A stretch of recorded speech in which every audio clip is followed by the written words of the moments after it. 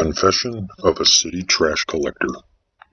Recorded statement, 4:17 a.m. Location, Sanitation Depot, Sublevel C. No witnesses present. I wasn't always like this. I started the job 12 years ago, just wanting something steady. Health benefits, union protection, a quiet life in the noise. I liked the rhythm. The early mornings, the metal clang of bins, the mechanical groan of the compactor. You don't think about what you're touching when you're elbow deep in the city's belly. At first. But the city, it talks. Not with words, no. It leaks its secrets into the trash. And after a while, you begin to listen. You learn things. Like who eats dinner alone every night. Who keeps empty vodka bottles tucked beneath their kids' drawings? Who's got a dog they never walk? Who's dying, judging by the smell of the tissue-laced bile and bloody gauze? People throw away everything eventually. Shame, guilt, filth. I've seen it all. But it's not the trash that broke me. Not exactly.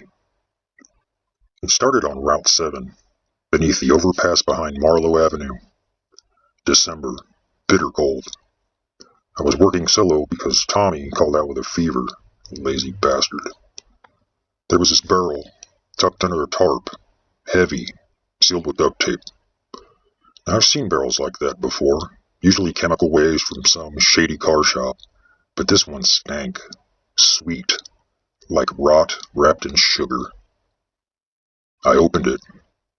I don't know why. Inside was a child's arm. Just that. Small, limp fingers curled like it was holding on to something in its last moment. The rest was gone. I did not call it in. I don't know why I didn't. I sealed it back up, tossed it into the compactor, gone, like it never existed. That night I couldn't sleep. I thought I saw the same tiny hand reaching up through my drain, poking out from beneath my pillow.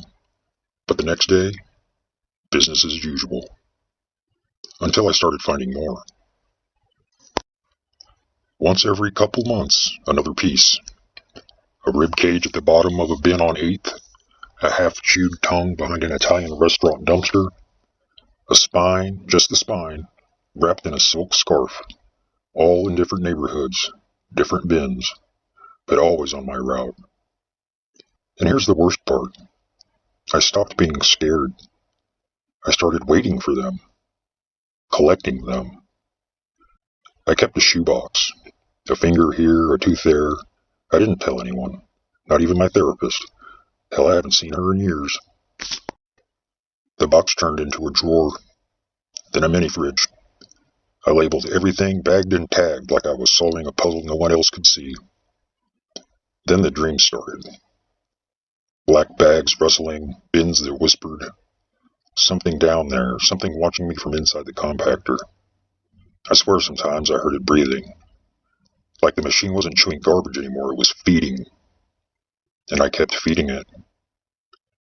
This city, it wants to be dirty. It wants the filth, the secrets, the blood.